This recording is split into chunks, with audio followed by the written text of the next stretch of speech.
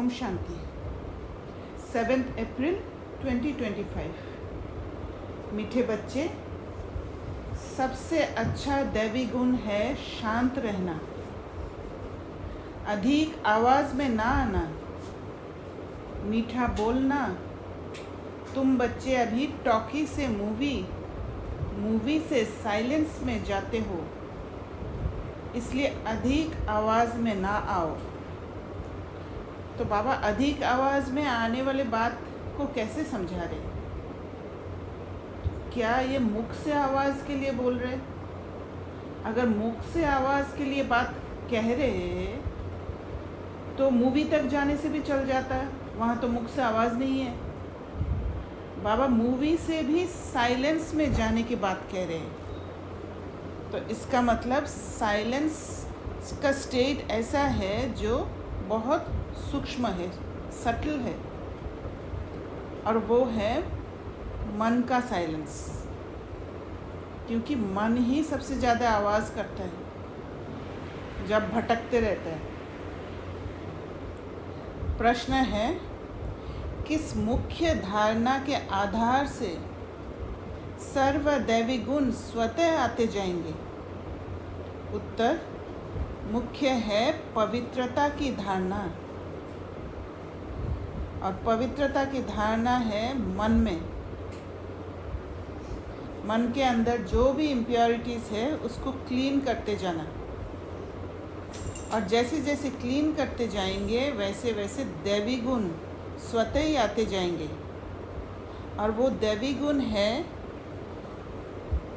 वो कला जो बाबा सिखा रहे, वो स्किल्स, जिससे हम सब के बीच एक हार्मनी रिलेशनशिप क्रिएट होगा। देवताएं पवित्र हैं, इसलिए उनमें दैवी गुण है। इस दुनिया में कोई में भी दैवी गुण नहीं हो सकते। रावण राज्य में दैवी गुण कहाँ से आए? क्योंकि बुद्धि ही काम नहीं करती, बुद्धि पत्थर बन गया है। तुम रॉयल बच्चे अभी दैवी गुण धारण कर रहे हो, वो स्किल अभी हम सीख रहे हैं। गीत है, भोलेनाथ से निराला। ओम शांति। अभी बच्चे समझते हैं कि बिगड़ी को बनाने वाला एक ही है, क्योंकि जो बिगड़ी को बनाते हैं वो खुद बिगड़े हुए नहीं होना चाहिए, तभी बिगड़ी को बना सकते हैं। और बिगड़ी को बनाने वाला एक ही है, वो है भगवान, जो इस बिगड़ने वाला जगह से परे है। भक्ति मार्ग में अनेकों के पास जाते हैं, कितनी तीर्थ यात्राएं आदि करते हैं। बिगड़ी को बनाने वाला, पतितों को पावन बनाने वाला तो एक ही है। सद्गति दाता, गाइड, लिबरेटर भी वह एक है। अब गायन है, परंतु अनेक मनुष्य, अनेक धर्म, मठ, पंथ, शास्त्र होने कारण अनेक रास्ते ढूंढते रहते हैं। तो मल्टीपल चीज़ें होने के कारण मन बुद्धि भटकने लग गया। एक जगह पे रिजल्ट नहीं मिलने से दूसरी जगह पर चले जाते हैं। सुख और शांति के लिए सत्संगों में जाते हैं ना। जो नहीं जाते वह मायावी मस्ती में ही मस्त रहते हैं। ये भी तुम बच्चे जानते हो कि अभी कलयुग का अंत है। मनुष्य ये नहीं जानते कि सतयुग कब होता है। अभी क्या है ये तो कोई बच्चा भी समझ सकता है। नई दुनिया में सुख, पुरानी दुनिया में ज़रूर दुख होता है। इस पुरानी दुनिया में अनेक मनुष्य हैं, अनेक धर्म है। तुम कोई को भी समझा सकते हो। जब दुनिया पुराना होता है तब भिन्न भिन्न युक्ति का डिमांड होता है, और उन युक्ति के हिसाब से भिन्न भिन्न मनुष्य का भिन्न भिन्न बुद्धि काम करने लग जाती है। और उस हिसाब से अनेक धर्म बन गया है। ये है कलयुग, सतयुग पास्ट हो गया है। वहाँ एक ही आदि सनातन देवी देवता धर्म था और कोई धर्म नहीं था। बाबा ने बहुत बार समझाया है, फिर भी समझाते हैं। जो आए उनको नई दुनिया और पुरानी दुनिया का फ़र्क दिखाना चाहिए। भले वे क्या भी कहे, क्योंकि बुद्धि वो डिस्क्रिमिनेट कर ही नहीं पाते हैं, समझ ही नहीं पाते हैं कि दो दुनिया है होता है, दो ग्लोब बनता है, एक नई दुनिया वाला ग्लोब, एक पुरानी दुनिया वाला ग्लोब। पुरानी दुनिया वाला ग्लोब जब बनता है तब वो नई दुनिया एग्जिस्ट नहीं करता है, और नई दुनिया जब रहता है तब पुरानी दुनिया एग्जिस्ट नहीं करता है। तो उनको समझ देना होगा। भल वह क्या भी कहे, कोई 10,000 वर्ष आयु कहते हैं, कोई 30,000 वर्ष आयु कहते हैं, अनेक मतें हैं ना। अब उन्हों के पास तो है ही शास्त्रों की मत, और शास्त्रों को कौन बनाया है? मनुष्य ने बनाया है। अनेक शास्त्र, अनेक मत, मनुष्य की मत है ना। शास्त्र भी लिखते तो मनुष्य है ना, देवताएं कोई शास्त्र नहीं लिखते हैं। सतयुग में देवी देवता धर्म होता है, उन्हों को मनुष्य भी नहीं कहा जा सकता। तो जब कोई मित्र संबंधी आदि मिलते हैं तो उनको बैठ ये सुनाना चाहिए। तो मनुष्य का अर्थ क्या कह सकते हैं? जब देवी देवता को मनुष्य नहीं कहते हैं, माना मनुष्य बनना माना वो बॉडी के साथ कंबाइंड हो जाना और बॉडी के हिसाब से सारे बातों को समझना। विचार की बात है। नई दुनिया में कितने थोड़े मनुष्य होते हैं। अभी फिर बाबा ने वो मनुष्य वर्ड यहाँ पर भी यूज़ किया कि नई दुनिया में कितने थोड़े मनुष्य होते हैं। वो अर्थ अलग है, वो मनुष्य अलग है जो सोल डिग्रेड होके बॉडी कॉन्शियस में आ गए हैं, वो एक मनुष्य है। और दूसरा मनुष्य है जो आत्मा शरीर को धारण करने के बाद मनुष्य बनते हैं। तो पुरानी दुनिया में कितनी वृद्धि होती है। सतयुग में सिर्फ एक देवता धर्म था, मनुष्य भी थोड़े थे। दैवी गुण होते ही है देवताओं में, मनुष्य में नहीं होते हैं। तो देवताओं में वो स्किल है जो यहाँ पर सीख के जाते हैं, जो देही अभिमानी होते हैं, उस स्किल के हिसाब से वहाँ पर चलते हैं क्योंकि सीखा हुआ है। पर यहाँ के मनुष्य को वो स्किल पता नहीं है, इसलिए बाहर से पूर्ति करने की कोशिश करते हैं। तब तो मनुष्य जाकर देवताओं के आगे नमस्ते करते हैं ना, क्योंकि जब बहुत विद्वान होते हैं, जब कोई नॉलेजफुल होते हैं और इस दुनिया में, या कोई ज़्यादा इंटेलिजेंट होता है, उसके आगे स्वतः ही झुक जाते हैं। तो इसी कारण से देवता स्किलफुल है, इसलिए देवताओं के आगे नमस्ते करते हैं, देवताओं की महिमा गाते हैं, जानते हैं वे स्वर्गवासी है, हम नरकवासी कलयुगवासी है। मनुष्य में देवी गुण हो न सके।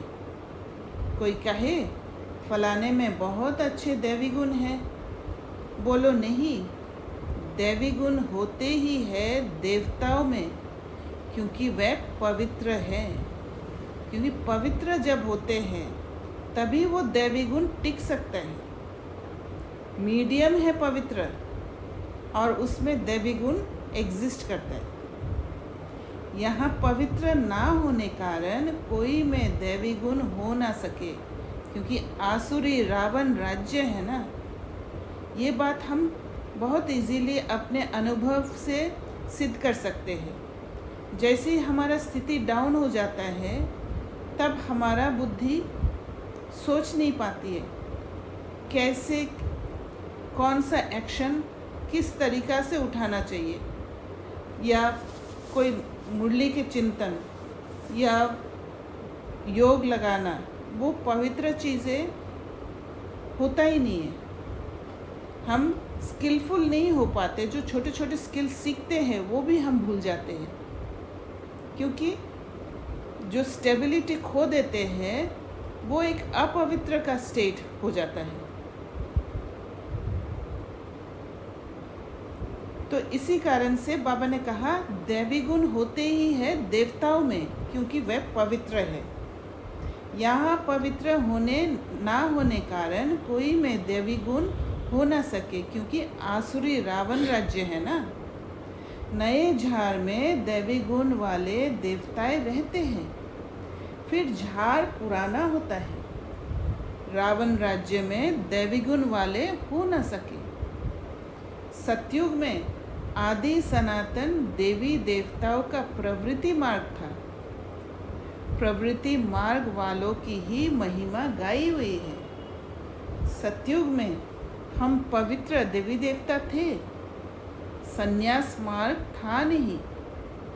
कितनी पॉइंट्स मिलती है, वहाँ पर त्याग करने की ज़रूरत ही नहीं है, वहाँ पवित्र देवी देवता होते हैं। परंतु सभी पॉइंट्स किसकी बुद्धि में रह ना सके, पॉइंट्स भूल जाती है, इसलिए फेल होते हैं। तो पॉइंट्स माना क्या है? पॉइंट्स माना ये नहीं है कि मुरली के शब्द, उस शब्द के डेप्थ में जाने से ही वो पॉइंट्स बनता है, क्योंकि वो धारण करना होता है। और धारण करना माना हर पल कोई भी जैसे सीन सामने आ जाता है, उस सीन में उन पॉइंट्स को यूज़ करने के लिए तैयार होते हैं। दैवी गुण धारण नहीं करते हैं, एक ही दैवी गुण अच्छा है, जास्ती कोई से ना बोलना, मीठा बोलना। तो जास्ती बहुत थोड़ा बोलना चाहिए, क्योंकि तुम बच्चों को टॉकी से मूवी से साइलेंस में जाना है। तो ये जो कम बोलना, मीठा बोलना, ये सारे बातें तभी आता है जब अंदर में पवित्रता होगा, जब वो क्लीनिंग होगा, माइंड स्टेबल होगा। क्योंकि जब भी माइंड स्टेबल होता है, स्टेबल स्टेट में होता है, जहाँ कन्फ्यूजन नहीं, जहाँ न्यूमरस थॉट्स नहीं, वहाँ पर बोल भी मीठा ही निकलेगा, क्योंकि कम शब्द निकलेगा, ज़्यादा बोल निकलेगा ही नहीं। और अंदर में मिठास रहेगा तो बाहर भी मिठास आएगा। और ऐसे टॉकी से मूवी में जाएंगे, और मूवी में तो क्या है, मुख से बोलेंगे ही नहीं। पर बाबा वहाँ तक नहीं रुक रहे, मूवी से साइलेंस में जाना, मतलब मन उस स्टेबल स्टेट में पहुँच जाना, मन बुद्धि के साथ एकाग्र होके बाबा के साथ कनेक्शन में रहना, बाबा के साथ ज्ञान की समझ में, क्वालिटीज़ में अलाइंड हो जाना। तो टॉकी को बहुत कम करना चाहिए। जो बहुत थोड़ा धीरे से बोलते हैं तो समझते हैं ये रॉयल घर का है, मुख से सदैव रतन निकले, किसी का एनर्जी छीनने वाली बात नहीं निकले, किसी को ताकतवर बना देने वाला निकले। सन्यासी अथवा कोई भी हो तो उनको नई और पुरानी दुनिया का कंट्रास्ट बताना चाहिए। सतयुग में दैवी गुण वाले देवताएं थे, वह प्रवृत्ति मार्ग था। तुम सन्यासियों का धर्म ही अलग है। तो हम जो सन्यासी हैं, हम क्या चीज़ का सन्यास करते हैं, वो हमें पता है कि हम अपने मन बुद्धि को क्लीन करते जाते हैं, वही सन्यास है। फिर भी ये तो समझते हो ना, नई सृष्टि सतो प्रधान होती है, अभी तमो प्रधान है। आत्मा तमोप्रधान होती है तो शरीर भी तमोप्रधान मिलता है। अभी है ही पतित दुनिया, सबको पतित कहेंगे। वह है पावन सतोप्रधान दुनिया। वही नई दुनिया सो अब पुरानी होती है। इस समय सभी मनुष्य आत्माएं नास्तिक है, इसलिए ही हंगामे है। तो जहाँ नास्तिक है वहाँ पर कोई एक धर्म नहीं होता है, वहाँ पर बाबा को नहीं जानते हैं, इसलिए भटकन होता है, इसलिए हंगामे भी होता है। धनी को ना जानने के कारण आपस में लड़ते झगड़ते रहते हैं। रचयिता और रचना को जानने वाले को आस्तिक कहा जाता है। तो रचयिता और रचना, जिसने रचा है और जिनको रचा है, दोनों को जानना ज़रूरी है। आदि मध्य अंत का नॉलेज को जानना ज़रूरी है, तभी जाके आस्तिक कहा जाता है। संन्यास धर्म वाले तो नई दुनिया को जानते ही नहीं, वो वहाँ आते ही नहीं। बाप ने समझाया है, अभी सब आत्माएं तमोप्रधान बनी हैं। फिर सभी आत्माओं को सतोप्रधान कौन बनाए? वह तो बाप ही बना सकते हैं। सतोप्रधान दुनिया में थोड़े मनुष्य होते हैं, बाकी सब मुक्ति धाम में रहते हैं। ब्रह्म तत्व है जहाँ हम आत्माएं निवास करती हैं, उनको कहा जाता है ब्रह्मांड। आत्मा तो अविनाशी है, वह अविनाशी नाटक है जिसमें सभी आत्माओं का पार्ट है। तो अगर हम सोचें इस बात को कि आत्मा अविनाशी है, ब्रह्मांड में रहने वाले हैं, वहाँ से फिर नीचे आए पार्ट प्ले करने के लिए, और जब तक पार्ट प्ले किया वहाँ पर मुख से आवाज़ हुआ, और मुख का आवाज़ भी इंक्रीज़ होते गए जब तक मुख से मन में आवाज़ हुआ। जैसे ही मन का आवाज़ बढ़ते गया, वैसे ही मुख में भी आवाज़ बढ़ते गया। और टॉकी वर्ल्ड में हम बहुत ज़्यादा बोलने लग गए, पर बाबा कहते अब समेटने का समय आ गया। तो धीरे धीरे मुख का आवाज़ तभी कम होगा जब मन का आवाज़ कम होने लग जाएगा, और वो मूवी का स्टेज आकर फिर साइलेंस के स्टेज में जाएंगे। तो नाटक कब शुरू हुआ ये कभी कोई बता ना सके। ये अनादि ड्रामा है ना, क्योंकि ये घूमते रहते हैं, ये स्टार्टिंग पॉइंट और एंड पॉइंट को जानते ही नहीं। बाप को सिर्फ पुरानी दुनिया को नई बनाने आना पड़ता है। ऐसे नहीं कि बाप नई सृष्टि रचते हैं, जब पतित होते हैं तब ही पुकारते हैं। सतयुग में कोई पुकारते नहीं, है ही पावन दुनिया। रावण पतित बनाते हैं, परम पिता परमात्मा आकर पावन बनाते हैं। आधा आधा ज़रूर कहेंगे, ब्रह्मा का दिन और ब्रह्मा की रात आधा आधा है। ज्ञान से दिन होता है, वहाँ अज्ञान है नहीं। जहाँ रोशनी है, ज्ञान के हिसाब से चलते हैं तो वो दिन हो ही जाता है, क्योंकि ज्ञान धारण किया हुआ है, और ज्ञान जैसे धारण किया हुआ होता है उसी हिसाब से चलते हैं, तो फिर वहाँ अज्ञान के अंधेरा नहीं होता है। और फिर धीरे धीरे अज्ञानता जैसे आता है, धीरे धीरे फिर अंधेरा हो जाता है। भक्ति मार्ग को अंधियारा मार्ग कहा जाता है। देवताएं पुनर्जन्म लेते लेते फिर अंधियारे में आते हैं। इसलिए इस सीढ़ी में दिखाया है, जो सीढ़ी का चित्र है, मनुष्य कैसे सतो रजो तमो में आते हैं, डिग्रेडेशन हो जाता है। अभी सबकी जर्जरी भूत अवस्था है, तो बाबा कहते हैं मनुष्य कैसे सतो रजो, क्योंकि बॉडी में आने के बाद ही ये स्टेजेस से गुजरते हैं।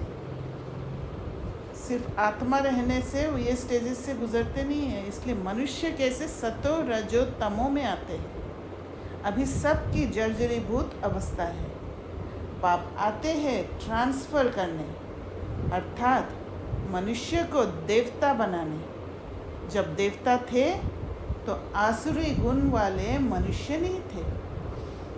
अभी इन आसुरी गुण वालों को फिर दैवी गुणों वाला कौन बनाए? अभी तो अनेक धर्म, अनेक मनुष्य है, लड़ते झगड़ते रहते हैं।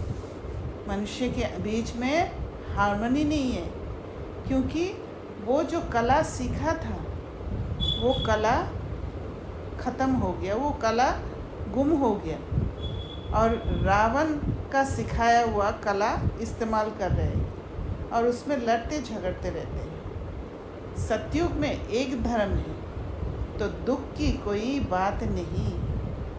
तो दैवी गुण वाला जो कला है, जो स्किल सीखते हैं, वो स्किल में एक दो के साथ वो पवित्र रिलेशन रहता है, एक पवित्र संबंध रहता है।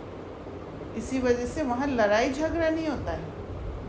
शास्त्रों में तो बहुत दंत कथाएं हैं जो जन्म जन्मांतर पढ़ते आए हैं। बाप कहते हैं ये सब भक्ति मार्ग के शास्त्र हैं, उनसे मुझे प्राप्त कर नहीं सकते। मुझे तो स्वयं एक ही बार आकर सबकी सद्गति करनी है।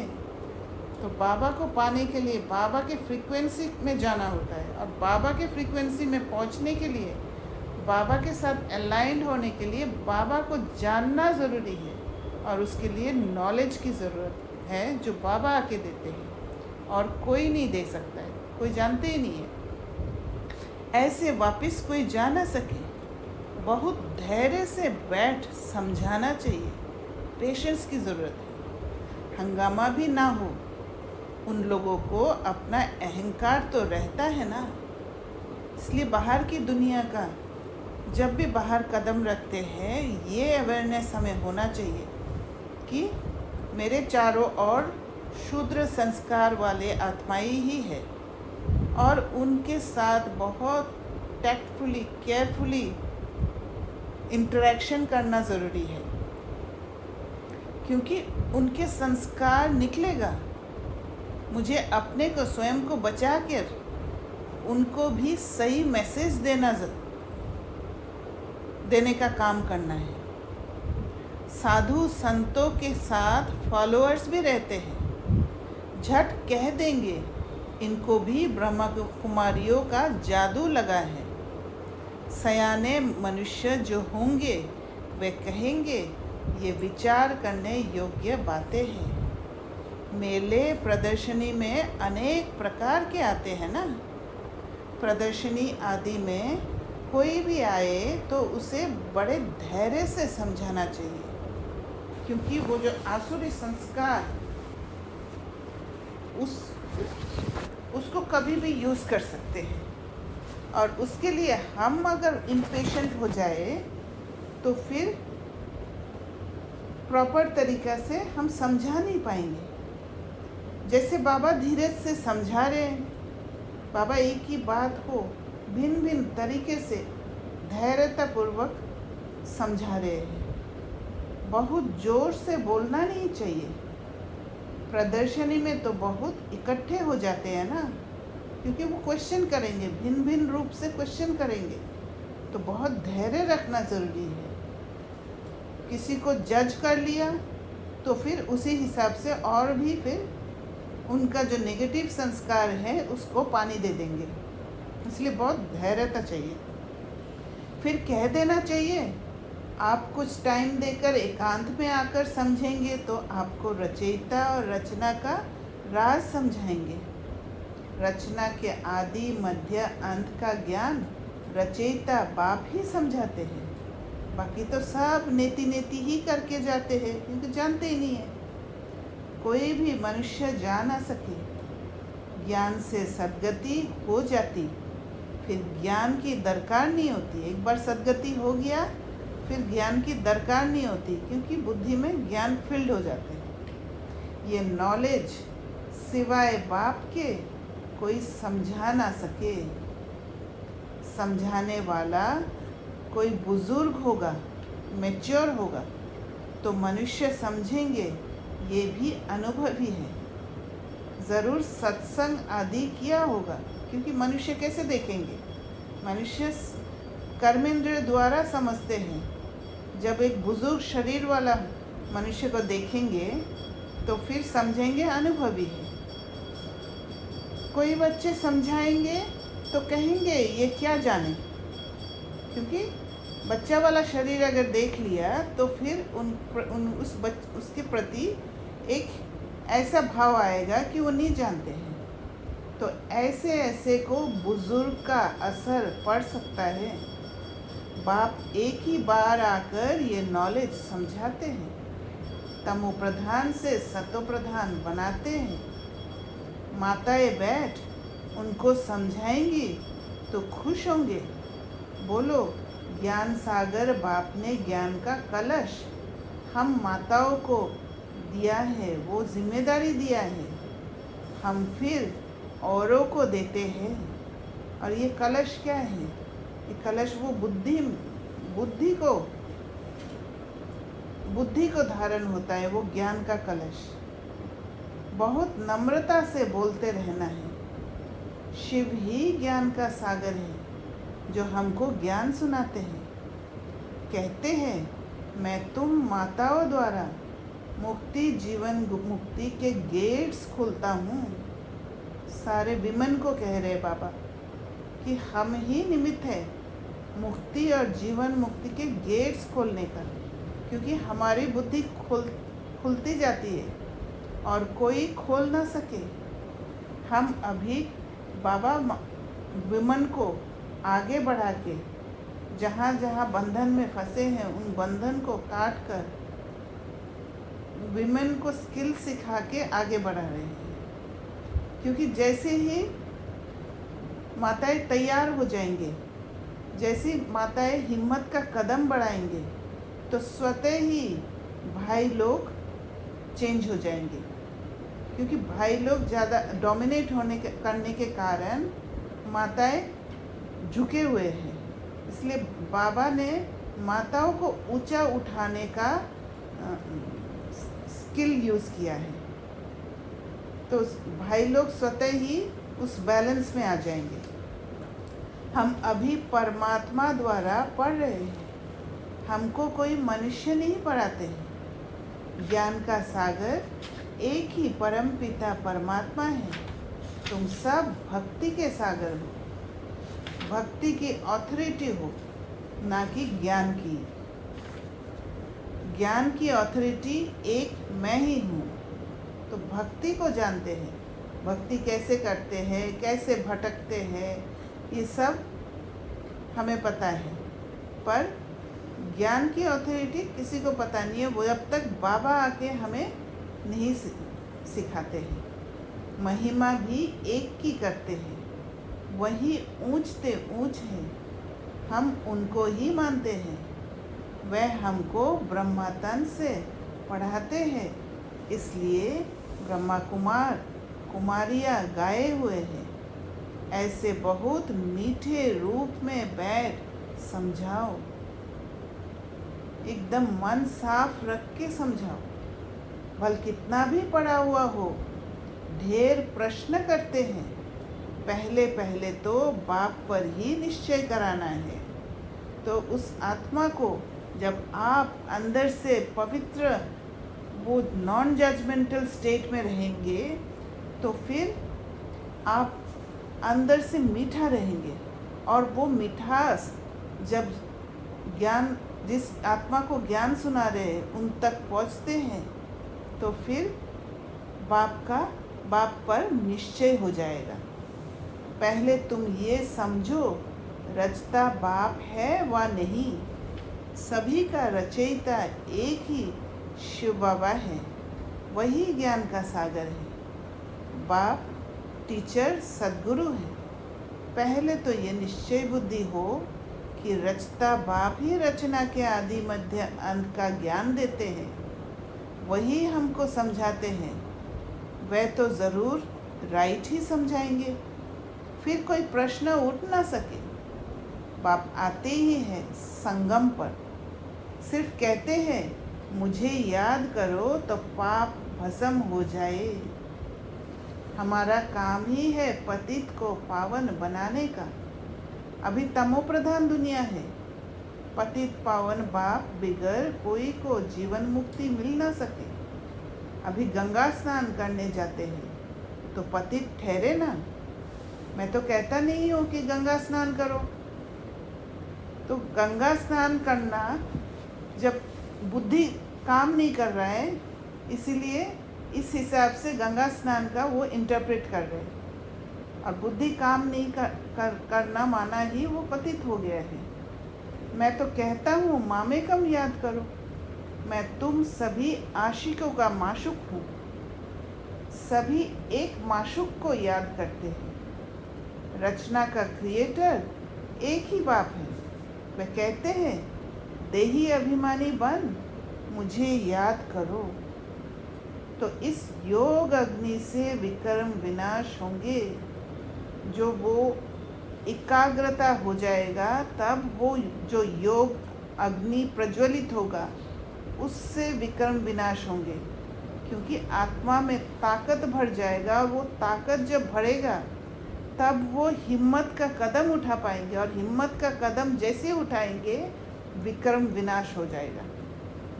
ये योग बाप अभी ही सिखलाते हैं, जबकि पुरानी दुनिया बदल रही है। विनाश सामने खड़ा है। अभी हम देवता बन रहे हैं। बाप कितना सहज बात बताते हैं। बाप के सामने भल सुनते हैं, परंतु एक रस हो नहीं सुनते, क्योंकि मन बुद्धि इधर उधर भटकने लग जाते हैं। बुद्धि और तरफ भागती रहती है। भक्ति में भी ऐसे होता है। सारा दिन तो वेस्ट जाता है, बाकी जो टाइम मुकर्रर करते हैं उसमें भी बुद्धि कहाँ कहाँ चली जाती है। सबका ऐसा हाल होता होगा। माया है ना। कोई कोई बच्चे बाप के सामने बैठ ध्यान में चले जाते हैं। ये भी टाइम वेस्ट हुआ ना। तो अगर बुद्धि को सही लाइन पे रखना है, तो मुरली को सारा दिन में बार बार पढ़ना है, बार बार पढ़ना है। जब बार बार मुरली को पढ़ेंगे तो बुद्धि धीरे धीरे एक अलाइंड होने लग जाएगा, और फिर मन उसी के हिसाब से जब बुद्धि चलने लग जाएगा तो मन को भी अपने कंट्रोल में ला सकेंगे। मन बुद्धि एकाग्र होने लग जाएगा, तब जाके स्ट्रॉन्ग कनेक्शन बनेगा बाबा के साथ। तो बाबा कहते हैं कमाई तो नहीं हुई, ध्यान में जाना उसमें टाइम वेस्ट है, कमाई तो नहीं हुई। क्योंकि जब ध्यान में जाते हैं तो ज्ञान की बातें यहाँ, जो अगर ज्ञान भी चल रहा है तो वो ज्ञान सुन नहीं पाते हैं, तो वो टाइम वेस्ट हो जाता है। बाप तो कहते हैं याद में रहो, जिससे विकर्म विनाश हो। ध्यान में जाने से बुद्धि में बाप की याद नहीं रहती है। इन सब बातों में बहुत घोटाला है। तुमको तो आंखें बंद भी नहीं करनी है। याद में बैठना है ना, क्योंकि वो सटल बात है, बहुत सूक्ष्म बात है। बाबा आँखों से, कर्मेंद्रियों से नहीं दिखता है। इसी वजह से वो कैपेसिटी हमारे अंदर नहीं होने के कारण नींद आ जाती है, आत्मा थकी हुई है।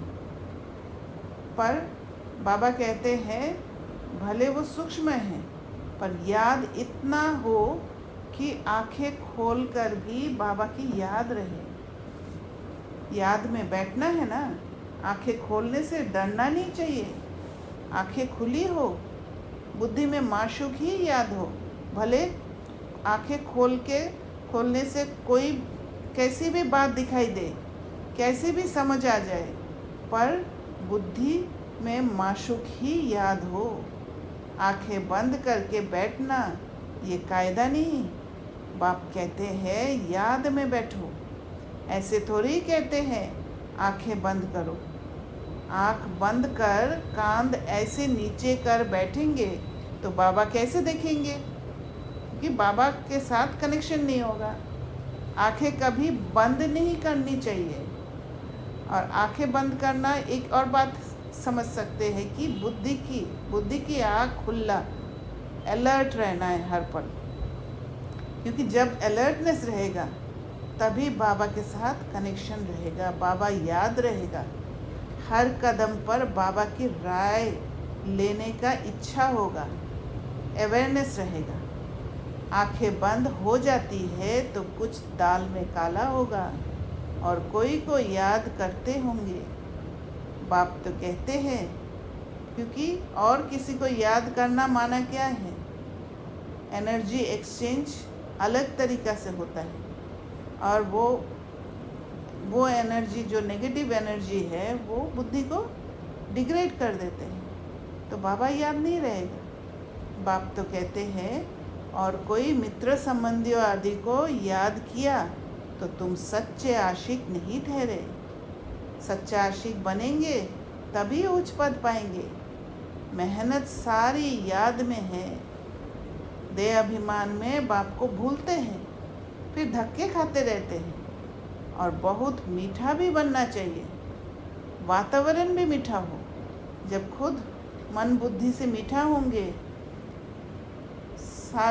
मन को क्लीन करते जाएंगे, तब वातावरण को भी मीठा बना सकते हैं। कोई आवाज़ नहीं, कोई भी आए तो देखे बात कितनी मीठी करते हैं। बहुत साइलेंस होनी चाहिए, मतलब जो शब्द निकले उस शब्द में साइलेंस मिक्स्ड हो, एक स्टेबिलिटी मिक्स्ड हो। एक स्टेबल माइंड कैसे बोल सकता है? वो झलके, कुछ भी लड़ना झगड़ना नहीं तो जैसे बाप, टीचर, गुरु तीनों की निंदा कराते हैं।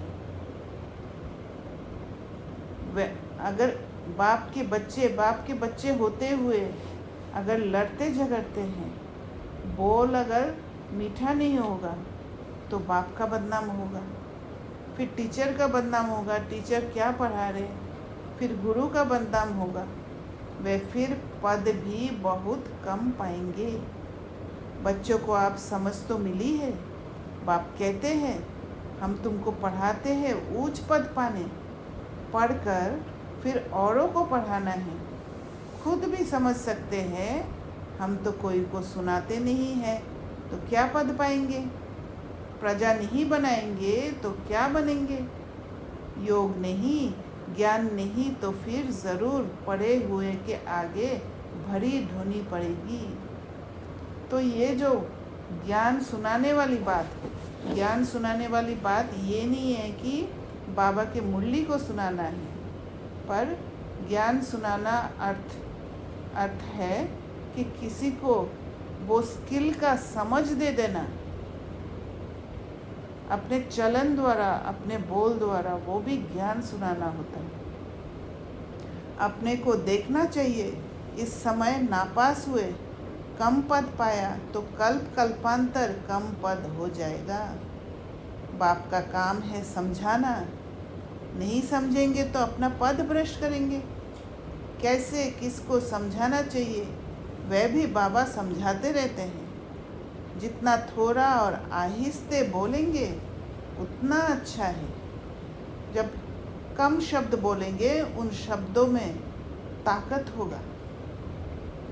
बाबा सर्विस करने वालों की महिमा भी करते हैं ना। बहुत अच्छी सर्विस करते हैं तो बाबा की दिल पर चढ़ते हैं। सर्विस से ही तो दिल पर चढ़ेंगे ना। याद की यात्रा भी ज़रूर चाहिए, तब ही सतोप्रधान बनेंगे।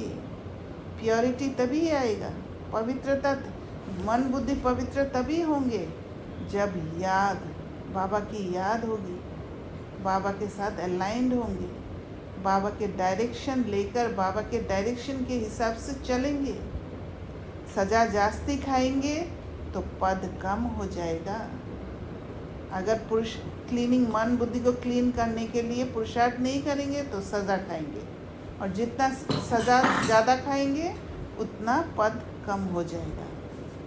पाप भस्म नहीं होते हैं तो सज़ा बहुत खानी पड़ती है, पद भी कम हो जाता है। उसको घाटा कहा जाता है, वहाँ प्रॉफिट नहीं है, वहाँ लॉस है। ये भी व्यापार है ना, घाटे में नहीं जाना चाहिए। दैवी गुण धारण करो, क्योंकि दैवी गुण धारण जब करते हैं तो घाटे में नहीं जाते हैं, प्रॉफिट होता है। वो स्किल को सीखना है, ऊंच बनना चाहिए। बाबा उन्नति के लिए किस्म किस्म की बातें सुनाते हैं। अब जो करेंगे सो पाएंगे। तुमको परिस्तानी बनना है, गुण भी ऐसे धारण करने हैं। अच्छा, मीठे मीठे सिकिलदे बच्चों प्रति माता पिता बाप दादा का याद प्यार और गुड मॉर्निंग।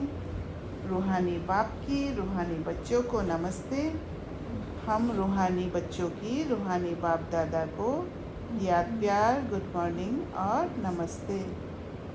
धारणा के लिए मुख्य सार, पहला पॉइंट, किसी से भी बहुत नम्रता और धीरे से बातचीत करनी है, और ये तभी होगा जब मन स्टेबल होगा। बोलचाल बहुत मीठा होगा। जब अंदर वो मिठास का एनवायरनमेंट होगा तब बाहर मिठास रहेगा। साइलेंस का वातावरण हो। साइलेंस का वातावरण होना ये नहीं है कि मुख का मौन रख दिया, मन का मौन हो, तब जाके साइलेंस का वातावरण होगा। उन शब्दों में भी साइलेंस में का मिलावट होगा। कोई भी आवाज़ ना हो तब सर्विस की सफलता होगी। आवाज़ माना हलचल, अंदर में हलचल ना हो। दूसरा पॉइंट, सच्चा सच्चा आशिक बन एक माशूक को याद करना है। याद में कभी आंखें बंद कर कांध नीचे करके नहीं बैठना है। देही अभिमानी होकर रहना है।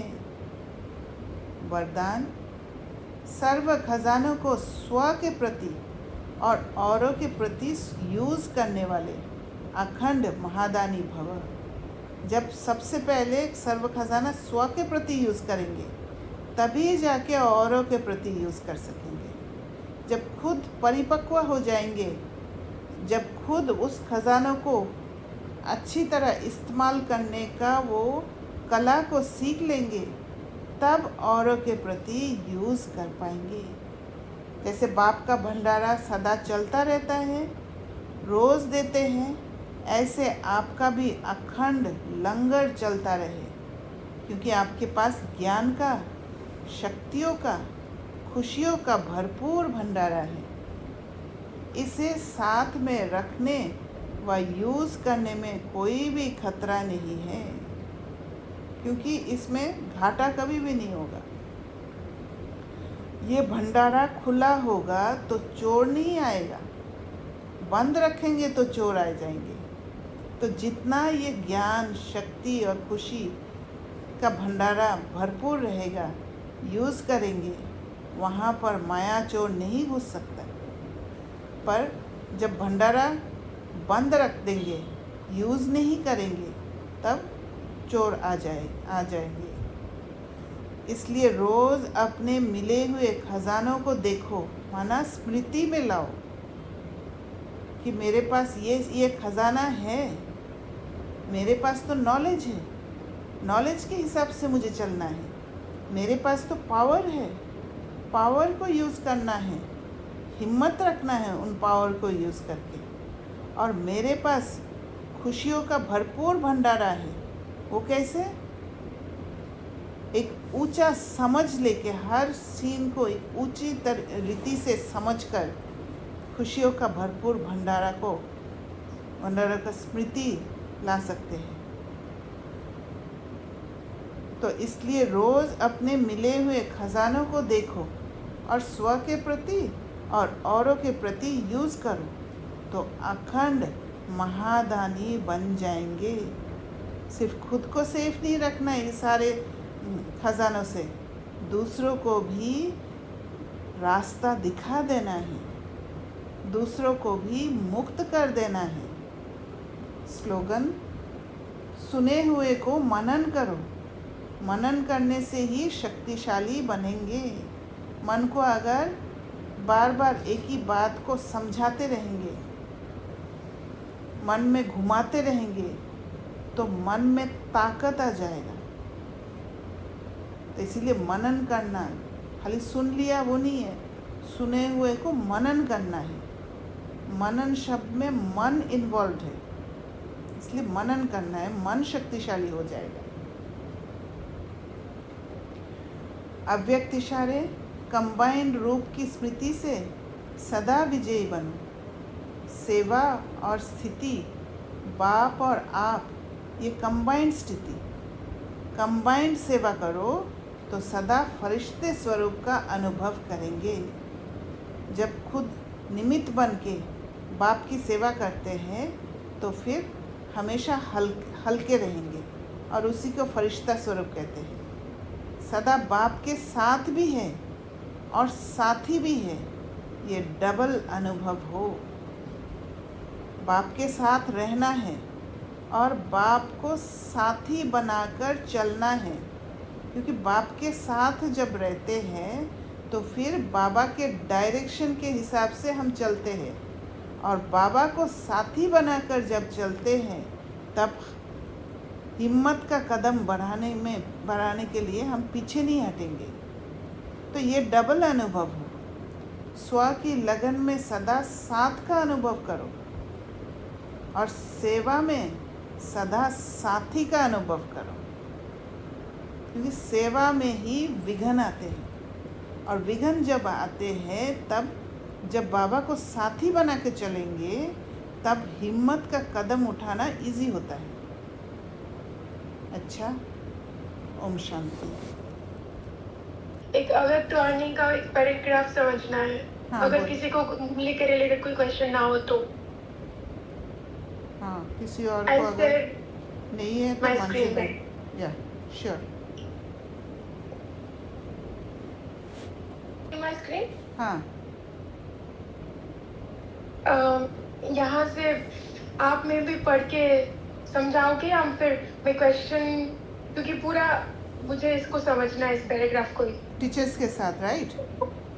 हाँ, टीचर्स के साथ से। ओके, तो टीचर्स के साथ है सदा सेवाधारी आत्माओं का ये संगठन है ना।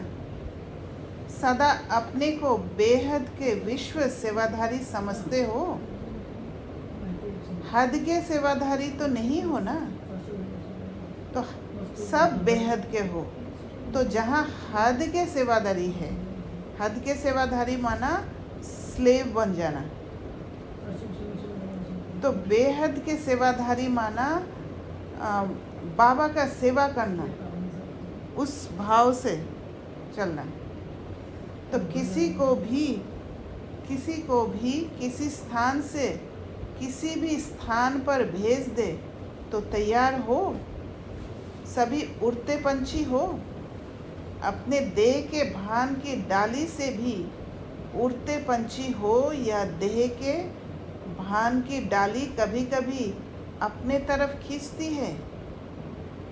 सबसे ज़्यादा अपने तरफ आकर्षित करने वाली डाली ये देह का भान है। जहाँ पर ज्ञान को समझने के लिए, किसी के बात को समझने के लिए ओपन नहीं होते हैं, वो सबसे खतरनाक बात है, क्योंकि आगे नहीं बढ़ पाती है आत्मा। फिर ज़रा भी पुराने संस्कार स्वभाव अपने तरफ आकर्षित करते माना देह का भान है। क्योंकि जहाँ सीखने के लिए ओपन नहीं होते हैं, लर्निंग स्टेज में नहीं होते हैं, अपने को स्टूडेंट नहीं समझते हैं, तो पुराने संस्कार और स्वभाव के आकर्षण में फंसते जाते हैं। मेरा स्वभाव तो ऐसा है। हाँ, बोलिए। वो जो संस्कार और स्वभाव आकर्षित करते हैं हमें, और बाबा कहते हैं कि वो देह का भान है। तो अगर मैं ओपन नहीं हूँ सीखने के लिए, तो फिर वो कैसा दिखेगा? मतलब आप वो एग्जांपल बता सकते, मतलब can you explain if I am not open then what I am, और how I am taking the situation अगर मैं ओपन नहीं हूँ तो? हाँ, आप अगर सीखने के लिए देखियो, जब भी हम सीखते हैं तब हम बुद्धि को यूज़ करते हैं, बुद्धि से समझने की कोशिश करते हैं। ओपन नहीं है माना I am not going to use my intellect. तो फिर इंटेलेक्ट जब यूज़ नहीं करते हैं तो डेफिनेटली कर्मेंद्रिय, जो स्थूल कर्मेंद्रिय है, उनको यूज़ करेंगे और उनके द्वारा हम इमोशंस में फंसते ही हैं। इसलिए मेरा स्वभाव ऐसा है, नॉट रेडी टू चेंज। मेरा संस्कार ऐसा है, मेरे रहन सहन ऐसी है ना। तो ये मतलब इसका साथ चाहिए, इसके अधीन मुझे रहना ही है, उसमें पुरुषार्थ करना ही नहीं है। इसके अधीन मुझे रहना ही है, मतलब मैंने वो स्वीकार कर लिया है कि मैं इसके बिना नहीं रह सकती। यस, ताकत नहीं है आत्मा में, मेरी आदत ऐसी है। हाँ, stubbornness होता है, राइट? जिद वाला संस्कार भी होता है। यस, क्योंकि वो सोचते हैं मैं ही राइट हूँ, मैं जिस रास्ते पर चल रही हूँ मैं ही राइट हूँ, मेरी आदत ऐसी है। ये सब देहभान की निशानी है। तो इस डाली से उड़ते पंछी हो, इसको ही कहा जाता है कर्मातीत स्थिति। क्योंकि ये सारे जब पुरुषार्थ करते हैं, एक एक संस्कारों को देख के उसको ख़त्म करते जाते हैं, तब जाके उस डाली से उड़ते पंछी बनते हैं और कर्मातीत स्थिति बनते हैं। पर अगर हमने सोच लिया कि नहीं, मैं जो कर रही हूँ वो राइट हूँ, एक ज़्यादातर ये पावर वाला पोजीशन में जब बैठते हैं ना, तो ये स्टेट आने का चांसेस रहता है। क्योंकि पावर वाला कुर्सी का जो पावर्स है, जो मुझे पावर्स मिलता है उस कुर्सी में बैठने के बाद, वो बहुत इजी हो जाता है कि किसी को कंट्रोल करके अपने को जो भी चाहिए उसको प्राप्त करने का। तो उसमें मेहनत करने की ज़रूरत नहीं होता है, या पुरुषार्थ करने का कोई रास्ता खुला नहीं रहता है, ज़रूरत ही नहीं होता है, क्योंकि सब कुछ मिल रहा है। कोई भी बंधन नहीं। कर्मातीत का अर्थ ये नहीं है कि कर्म से अतीत। हाँ जी, बोलिए। जो अभी आज एक सीन हुआ, उसका मतलब ये यहाँ पे कैसे फिट होता है उसके बारे में पूछ रही हूँ। हाँ। जो मैंने कुकिंग करा, फिर for some reason I could not pack my lunch and I went to office. मतलब मैंने अपने आप को फॉर द टाइम पे छोड़ दिया, ठीक है। फिर वहाँ मैं गई, फिर मैं वापस आई तो मेरे को लगा कि see this is where you do, मतलब यहाँ पे चांसेस होते हैं कि you will eat out or something. तो वो उस जगह पे फिर मैंने अपने आप को बोला ठीक है, ये समझ में आ गया ना, ये जगह पे ऐसा करते हैं, तो नेक्स्ट टाइम हम ऐसा नहीं करेंगे, ठीक है। तो मैंने अभी अपने को समझाया थोड़ा सा कि ये बार बार हो रहा है, यहाँ पे और नहीं हो सकता। तो अभी ये जो है, ये जो अपने आप को समझाना और गिल्ट वाला जो पहले सीन होता था उसको आने नहीं देना, और फिर सोचना कि ठीक है नेक्स्ट टाइम करेंगे, ये यहाँ पे आई एम रिजेक्टिंग एनीथिंग और इट इज पुरुषार्थ का कन्वर्सेशन। दिस इज पुरुषार्थ। You are open to learn, you are open to change, right.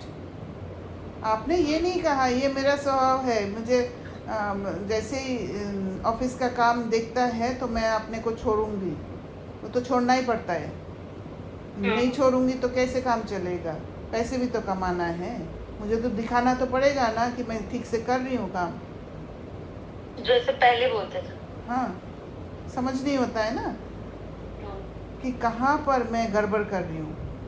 पर you are open to learn, इसीलिए आपको धीरे धीरे समझ आ रहा है। आप चेकिंग करते हो तो बात निकल आता है।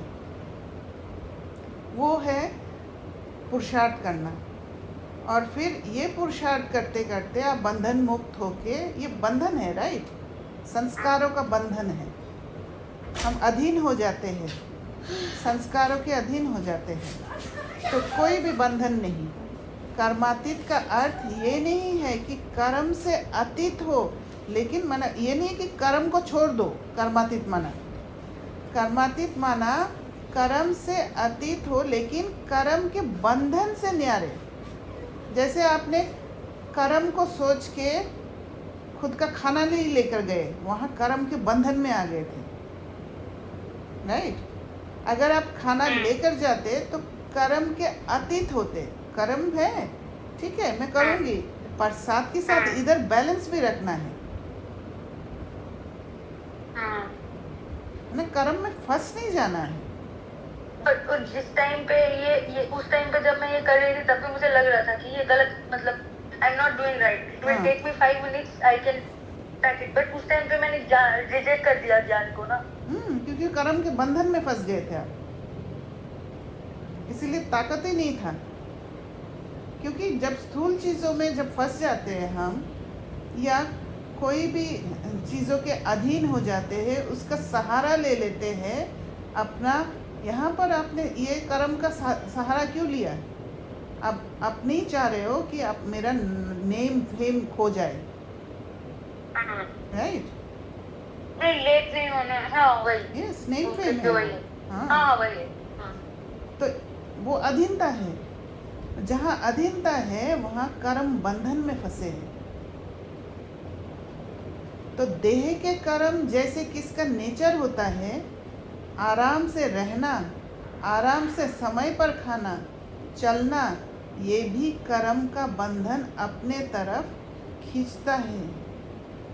अगर आप हाँ, तो देह के कर्म जैसे नेचर किसका होता है, कोई कोई क्या होता है कि सेवा नहीं करना चाहते बिल्कुल भी, या अपने को चेंज नहीं करना चाहते हैं, बस भोजन मिल रहा है, खा रहे हैं, चल रहे हैं, उसी बंधन में फंस जाना, ये भी एक बंधन है।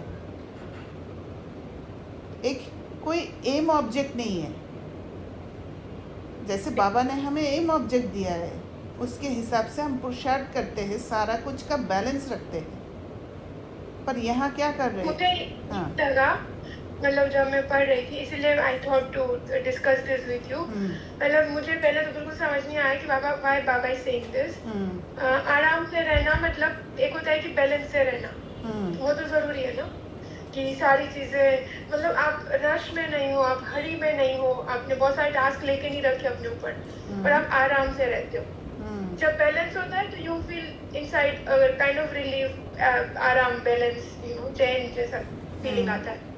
और फिर दूसरा होता है आराम से समय पर खाना। तो हमने खुद के लिए एक टाइम टेबल शेड्यूल किया होता है कि I will finish my dinner और लंच एट दिस टाइम। तो ये भी तो एक हमारे लाइफ में बैलेंस रहता है ना, कि हम समय पर खाते हैं। तो बाबा उस कॉन्टेक्स्ट में तो नहीं बोल रहे, राइट? नहीं, उस कॉन्टेक्स्ट में नहीं, उस कॉन्टेक्स्ट में नहीं बोल रहे बाबा, इस कॉन्टेक्स्ट में बोल रहे हैं। कभी ऐसे भी होता है कि किसी और तरफ बैलेंस रखने की ज़रूरत होता है ना? जैसे ये नहीं है कि स्वयं को छोड़ देना, स्वयं को जहाँ छोड़ देते हैं वहाँ बैलेंस नहीं होता है।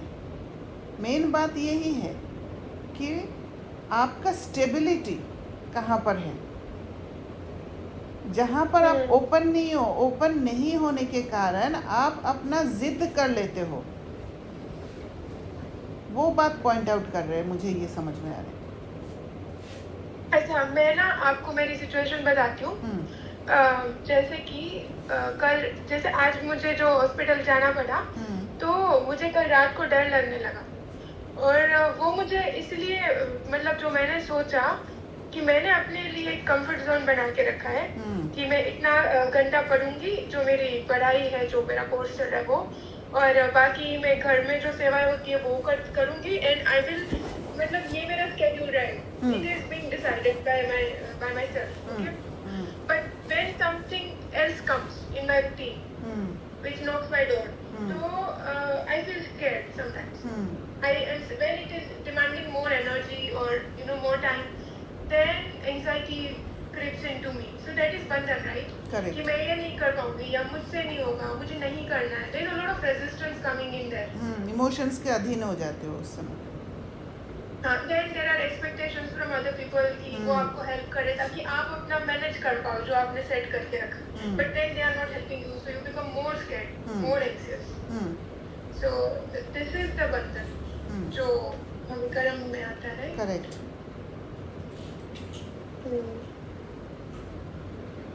तो इस कर्म के बंधन अर्थात आदत से भी परे,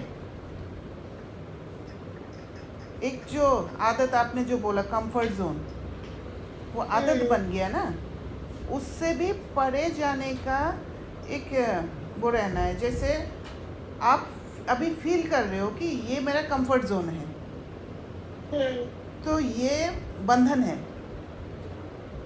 तो इस कंफर्ट जोन से भी परे होना है. जैसे हम बाउंड्री सेट करते हैं, राइट, कि अपने को अपने अंदर ताकत जब होगा तब बाउंड्री को हम खोलेंगे धीरे धीरे.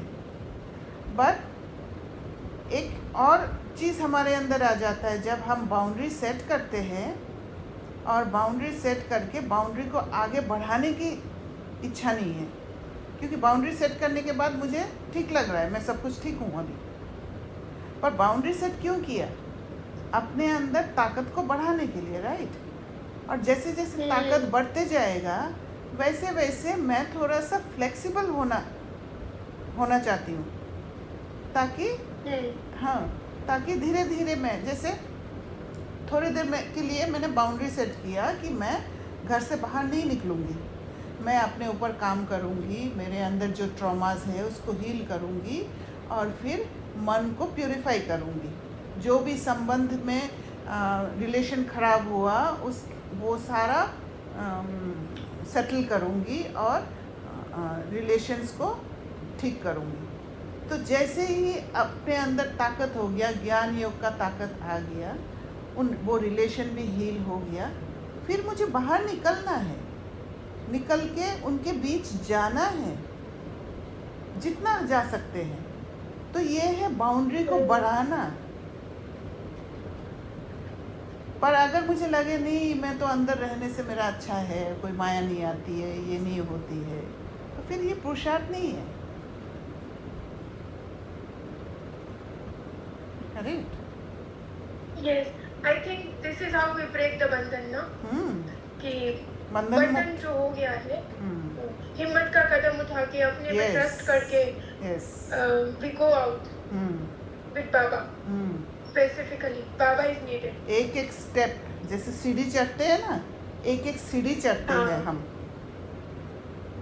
तो इसलिए बाबा टीचर्स को तैयार कर रहे हैं. टीचर्स माना ये नहीं है कि सिर्फ जो समर्पित है, जो बुद्धि से समर्पित है, जो ऐसे आप लोग जैसे पुरुषार्थ कर रहे हो वैसे पुरुषार्थ करते हैं, वहाँ पर क्या करते हैं, सिर्फ हम खुद को टीच नहीं कर रहे हैं. जब हम करेजियस स्टेप उठाते हैं तब दूसरे आत्माओं को भी टीच करते हैं. उनको मतलब वो सिचुएशन में कुछ ना कुछ सिखाते हैं, हम उनको छुड़ाते हैं. और जब तक नहीं सीखेंगे तो छूट कैसे सकते हैं. इसलिए बाबा कहते हैं क्योंकि निमित्त हो ना, इंस्ट्रूमेंट बनने के लिए ये सारे जो अंदर के बंधन हैं, इमोशनल बंधन, उससे मुक्त होना है. कंफर्ट में रहना मेरी आदत है, पुरुषार्थ नहीं करना, तो फिर वो इंस्ट्रूमेंट नहीं बन सकते हैं.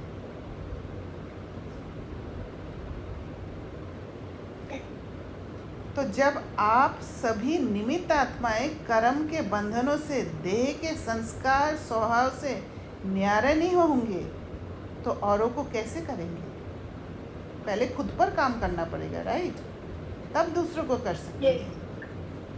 जैसे शरीर की बीमारी कर्म का भाग है, इसी रीति से अगर कोई भी कर्म का बंधन अपने तरफ खींचता है तो ये भी कर्म का भोग विघ्न डालता है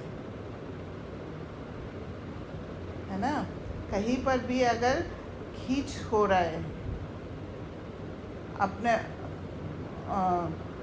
उससे, मतलब वो विघ्न आया और विघ्न को क्रॉस करने का ताकत नहीं है, उसी के अंदर ही बार बार रह रहे, बार बार फेल हो रहे, तो फिर वो कर्म का भोग है.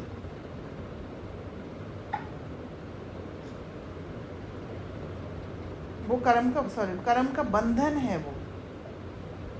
वो विघन बार बार आएगा, और जब तक आप उसको क्रॉस नहीं करोगे वो बार बार आएगा, वो कर्म भोग। जैसे शारीरिक व्याधि कर्म भोग अपनी तरफ बार बार खींचता है, दर्द होता है तो खींचता है ना। तो कहते हो क्या करे, वैसे तो ठीक है लेकिन कर्म भोग कड़ा है, ये इतना बोल के छोड़ देते हैं। पर यहाँ पर भी हमें पुरुषार्थ करना है कि उसको क्रॉस करें कैसे भी करके, क्योंकि जब तक क्रॉस नहीं करेंगे वो बार बार आएगा। ऐसे कोई भी विशेष पुराना संस्कार व स्वभाव व आदत अपने तरफ खींचती है तो वह भी कर्म भोग हो गया। सपोज मुझे गुस्सा करने का आदत है, अगर मैं गुस्से को जीत नहीं पाती हूँ, अगर उस पर काम नहीं करती हूँ, अगर ये नहीं समझती हूँ कि मुझे अपना पावर को इंक्रीज़ करना है ताकि उस इमोशन को मैं फेस कर सकूँ, हिम्मत रख सकूँ, और बार बार उस गुस्से को याद कर लेती हूँ, उसको यूज़ कर लेती हूँ, तो वो कर्म भोग हो गया। भोग रहे हम। जो हमें दर्द होता है और जो पेन से हम गुजरते हैं वो कर्म भोग हो गया, राइट? क्योंकि वहाँ पे दर्द है, सफरिंग है, राइट? कर्म भोग कोई भी कर्म योगी बना नहीं सकेगा, तो इससे भी पार। क्यों? सभी नंबर 1 जाने वाली आत्माएं हो ना। दीदी एक सेकेंड, हमारे लिए जो आता है, जैसे कर्म भोग, हम ब्राह्मण जो पुरुषार्थ कर रहे हैं, they are also going through कर्म भोग, और दुनिया वाले भी दे आर गोइंग थ्रू कर्म भोग, राइट? तो उन लोगों का भी प्योरिफिकेशन हो रहा है और हमारा भी प्योरिफिकेशन हो रहा है। लेकिन एक मुरली अभी ऊपर भी हमने जो पढ़ा उसके अनुसार, क्योंकि वो संस्कार के कारण भी होता है ना, फिजिकल बॉडी में हो या फिर माइंड में हो, पर तो वो ठीक करेंगे तो उनको बार बार आता ही रहेगा, तो फिर उनका प्योरिफिकेशन नहीं हो रहा है क्या? मुझे लगता है प्यूरिफिकेशन तभी होता है जब हम क्रॉस करते हैं, हिम्मत का कदम रख के, स्ट्रांग बन के उस सीढ़ी को क्रॉस करते हैं। सफरिंग जब होता है, हम जब दुख लेते हैं, सफ़र करते हैं, वहाँ पर प्यूरिफिकेशन कैसे होगा? हम तो फिर से ट्रॉमा ले रहे हैं, राइट? तो फिर इस दुनिया में जो इतना ज़्यादा दर्द है, सभी के पास तो ये ज्ञान है नहीं कि खुद को प्योरीफाई करें। हाँ, लेकिन सभी दर्द से तो जा रहे हैं ना, तो उनका प्योरीफिकेशन तो हो रहा है ना? नहीं, दर्द से जा रहे हैं, सफ़र कर रहे हैं, अंदर में ट्रॉमा भर रहे हैं, इसी वजह से तो सज़ा खा के जाते हैं वो लोग। और हम सज़ा खा के जाना भी तो ट्रॉमा लेके जाएंगे, तो फिर वो प्योरीफाई कैसे हो? How they will go to Paramdham? वो क्या है, उस समय जब सज़ा खाएंगे तो बाबा के साथ स्ट्रॉन्ग कनेक्शन होगा उनका, क्योंकि उस समय समझ आएगा। हाँ, पश्चाताप का आग, बाबा के साथ कनेक्शन करेंगे कि बाबा मिले थे हमें पर हमने नहीं पहचाना। जब एक स्ट्रॉन्ग निश्चय आ जाएगा कि पर उस समय टाइम नहीं है, राइट, तब प्यूरिफाई होके जाएंगे। सिमिलरली ब्राह्मणों के साथ भी ऐसे ही होगा। जो ब्राह्मण पुरुषार्थ नहीं करेंगे, अपना कंफर्ट जोन में रहना पसंद करेंगे, उनको भी सज़ा खा के जाना पड़ेगा। बाबा कहते हैं ना, बाबा आज ही बोला था, कल बोला था कि अगर पुरुषार्थ नहीं करेंगे तो सज़ा खा के जाना पड़ेगा अंत समय में। पता नहीं, शायद आज ही था। ओके, आगे पढ़े। जो सजा खा के साथ क्वेश्चन, हाँ, जो बाद में ब्राह्मण नहीं है और जिनको बाद में पश्चाताप होगा, उनको कैसे पश्चाताप होगा? मतलब हाँ, वो कुछ डिफरेंस देखेंगे उसके हिसाब से होगा, मतलब वो हाँ, क्योंकि अंत में बाबा प्रत्यक्ष होंगे ना, सबको बाबा का परिचय मिल जाएगा। तभी ना घर जा पाएंगे। नहीं, तभी सभी एक बार में मान जाएंगे। हाँ, तभी तो जो अभी हम लोग तभी तो मच्छरों सदृश बाबा के पीछे जाएंगे।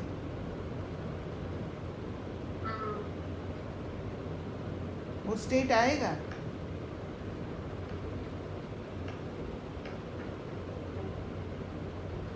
तो कहते हो क्या करे, वैसे तो ठीक है लेकिन कर्म भोग करा है, ये बोल के फुल स्टॉप लगा देते हैं। ऐसे कोई भी विशेष पुराना संस्कार व स्वभाव व आदत अपने तरफ खींचती है तो वह भी कर्म भोग हो गया। कर्म भोग कोई भी कर्म योगी बना नहीं सकेगा। तो इससे भी पार क्यों, सभी नंबर 1 जाने वाली आत्माएं हो ना। नंबर 1 का अर्थ ही है हर बात में विन करने वाली। देखा, बाबा ने बोल दिया, हर बात में विन करने वाली। माना पुरुषार्थ करना पड़ेगा, क्रॉस करना है, कोई भी कमी नहीं। टीचर्स का अर्थ ही है सदा अपनी मूर्त द्वारा कर्मातीत ब्रह्मा बाप और न्यारे तथा प्यारे शिव बाप की अनुभूति कराने वाले।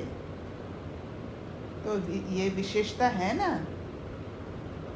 फ्रेंड्स हो ना आप। फ्रेंड्स कैसे बनते हैं, बिना समान के फ्रेंड्स नहीं बन सकते।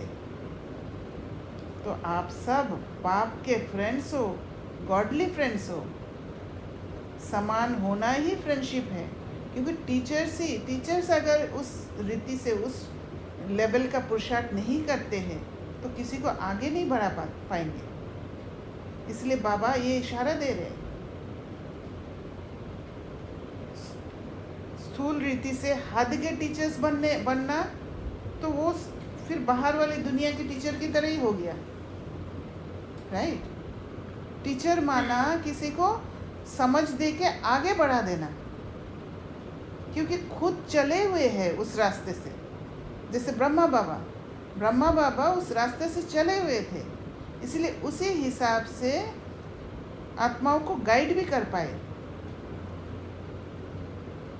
तो खुद को फेस टीचर वही बन सकता है जो खुद फेस करके आगे बढ़ सकते हैं। जब आप उस रास्ता से क्रॉस किए हो तो आपको पता है कौन सा विघ्न आ सकता है। वहाँ पर आपने पूरी तरह नॉलेज की रोशनी दे चुके हैं, और वो जब रोशनी फैल गया वहाँ पर आपको पूरा नॉलेज है, तब आप जब दूसरे को देते हो उनको भी उस पार ले जाते हो, राइट। तो फ्रेंड्स हो ना आप। फ्रेंड्स कैसे बनते हैं, बिना समान के फ्रेंड्स नहीं बन सकते। तो आप सब बाप के फ्रेंड्स हो, गॉडली फ्रेंड्स हो। समान होना ही फ्रेंडशिप है। फ्रेंड्स कैसे बनते हैं, जब तक दोनों के बीच में कोई संस्कार मिलता नहीं है, नेचर मिलता नहीं है, तब तक फ्रेंडशिप नहीं हो पाता है। बाप के कदम पर कदम रखने वाले, क्योंकि फ्रेंड्स भी हो और फिर माशूक के आशिक भी हो। तो आशिक सदा माशूक के पाँव के ऊपर पाँव रखते हैं, ये रस्म है ना, फॉलो करते हैं। माशूक ने जो बोला आशिक वही करते हैं। जब शादी होती है तो क्या कराते हैं, यही कराते हैं ना। तो ये सिस्टम भी कहाँ से बनी, आप लोगों से बनी है। आपका है बुद्धि रूपी पाव और उन्होंने स्थूल पाव समझ लिया है। हर संबंध से विशेषता का संबंध निभाने वाली निमित्त आत्माएं हो। निमित्त शिक्षकों को औरों से बहुत सहज साधन है। दूसरों को तो फिर भी संबंध में रहना पड़ता है, और आपका संबंध सदा सेवा और बाप से है। चाहे लौकिक कार्य भी करते हो, देखो हमारे बारे में कह रहे, चाहे लौकिक कार्य भी करते हो तो भी सदा यही याद रहता है कि टाइम हो और सेवा पर जाए। और लौकिक कार्य जिसके लिए किया जाता है उसकी स्मृति स्वतः आती है। जैसे लौकिक में माँ बाप कमाते हैं बच्चे के लिए, तो उनकी स्वतः याद आती है। तो बाप भी जिस समय लौकिक कार्य करते हो, आप भी जिस समय लौकिक कार्य करते हो तो किसके प्रति करते हो? सेवा के लिए करते हो या अपने लिए? क्योंकि जितना सेवा में लगाते तो उतनी खुशी होती है। माना लौकिक में रहते हुए भी उन आत्माओं का सेवा करना, स्पिरिचुअल एनर्जी को चेंज करने का सेवा। कभी भी लौकिक सेवा समझकर नहीं करो, ये भी एक सेवा का तरीका है। रूप भिन्न है लेकिन है सेवा के प्रति। बाहरी रूप से दिखता है कि ये मेरी माँ है, ये मेरे बाप है, ये मेरे भाई है, पर रूप सेवा के प्रति हो। किसी आत्मा, वो आत्मा मेरे सामने क्यों है आज? क्योंकि मेरे से सेवा लेने के लिए मुझे सेवा करना है उस आत्मा का। ये भी एक सेवा का तरीका है। रूप भिन्न है लेकिन है सेवा के प्रति। नहीं तो देखो, अगर लौकिक सेवा करके सेवा का साधन नहीं होता तो संकल्प चलता है कि कहाँ से आवे, कैसे आवे, चलता नहीं है, पता नहीं कब होगा। ये संकल्प व्यर्थ समय नहीं गवाता। इसलिए कभी भी लौकिक जॉब करते हैं, देखो आप लोगों के लिए बोल रहे हैं, लौकिक जॉब करते हैं यही शब्द नहीं बोलो देवो बहन। ये ऐसे बोला है ना आपको पहले बाबा ने। मैं तो समझा नहीं। बाबा ने कहा ये संकल्प व्यर्थ समय नहीं गवाता। इसलिए कभी भी लौकिक जॉब धंधा करते हैं ये शब्द नहीं बोलो। ये अलौकिक जॉब है, सेवा निमित्त है। बोला ना आपने मुझे जब मैं ऑफिस जा रही थी। हाँ, तो कभी भी बोझ नहीं लगेगा। जैसे आप समझते हो, ये जो बाहर से आप लोग ऑफिस जाते हो या कोई कंपनी में काम करते हो या जो भी करने जाते हो, ये तो निमित्त बनता है। एक्चुअली आप कुछ सोल्स का सेवा के निमित्त बन के जाते हो। वो सिचुएशन बनेगा तभी ना सोल्स का सेवा होगा। एक एग्जांपल दो। हाँ, आज सुबह मैं आप कुछ चल बोला था मैंने आपको, तो आपने मुझे यही सेम स्टेटमेंट बोला था कि आप सेवा करने मतलब जा रहे हो। तो मैंने बोला मैं क्या सेवा, तो आपने बोला आपकी स्टेबिलिटी के थ्रू ही सेवा होगा, ऐसा बोला था। तो फिर मैं जैसे ही ऑफिस जाने लगी तो एक बहन का मैसेज आया, कुछ एक सामान नहीं बिक रहा था, तो बहन का मैसेज आया कि दो यूनिट बिका है ऐसा करके। तो मैंने उनको बोला वाह वेरी नाइस। तो मतलब मैंने अंदर से बोला क्योंकि बहुत दिन से कोशिश कर रही थी वो करने की। तो उन्होंने बोला सभी बोल रहे हैं किससे क्या होता है, मतलब कोई कुछ नहीं है। फिर मैंने फट से बोला कि आप किसके लिए काम कर रहे हो, सभी के लिए कर रहे हो क्या? मतलब ऐसा कुछ मैंने मेरे को अंदर से आया और मैंने बोला तो जो मैंने खुद पे जिन सब चीजों पे काम किया वैसे ही हुआ है। फिर अचानक से चला कि अच्छा तो ये वाली स्टेबिलिटी और ये वाली सेवा ही होगी। किया ना आपने सेवा, टीचर बने ना, क्योंकि आप इस चीज से गुजरे हो कि दूसरे के लिए नहीं करना है, मुझे दूसरे से कुछ पाने की इच्छा से नहीं करना है, राइट? हाँ, कि कोई खुश नहीं है। हाँ, ऐसा यही सब चीज किया उन्होंने, तो मेरा खुद का वो एक्सपीरियंस सामने आ गया। यस, तो यही तब आप अलौकिक जॉब बना लेते हो उसको, तो कभी भी बोझ नहीं लगेगा। अलौकिक जॉब बनाओगे तो बोझ नहीं लगेगा, नहीं तो कभी कभी भारी हो जाते हैं। कब तक होगा, क्या होगा, ये तो आप लोगों के लिए प्रारब्ध बहुत सहज बनाने का साधन है। यही सिखा देगा स्किल पूरा। दीदी एक क्वेश्चन है। तो जब अभी जो मैं पढ़ रही हूँ तो समटाइम्स इट फील्स हेवी, तो डोंट सी द वे कि ये कहाँ लेके जाएगा। तो ये क्वेश्चंस आते हैं कि Right. I am not sure whether I will get, because I am learning something very new from what I have worked. तो you have very much uncertainty and darkness in the future, because you don't know how bad that will take you. और कभी कभी जब मैं पढ़ने लगती हूँ तो मुझे बहुत अच्छा लगता है, वो बहुत इंटरेस्टिंग सा भी लगता है, नो। सो मेरे दिमाग में वही थॉट्स चलते हैं फिर बहुत टाइम तक कि you know, because it is so much, वो बैठ जाता है कि मैं हर जगह पे उसी को एनालाइज करती हूँ या उसी तरह से देखती हूँ। तो ये जो चीज़ है ये सही नहीं है, right?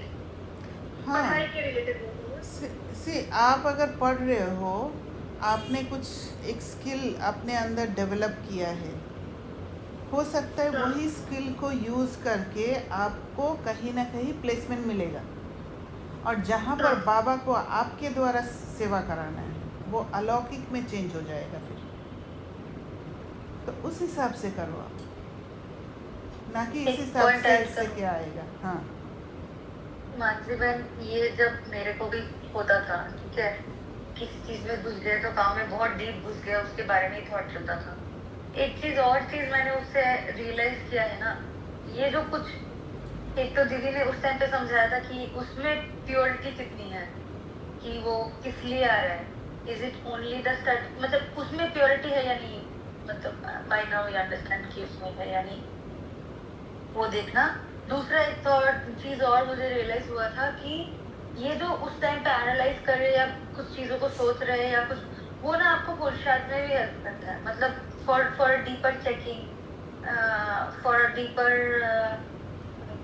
It's an habit that we can build. At least in my case I realize कि हाँ, वो तो मतलब maybe I'm doing this or that habit helps me here also.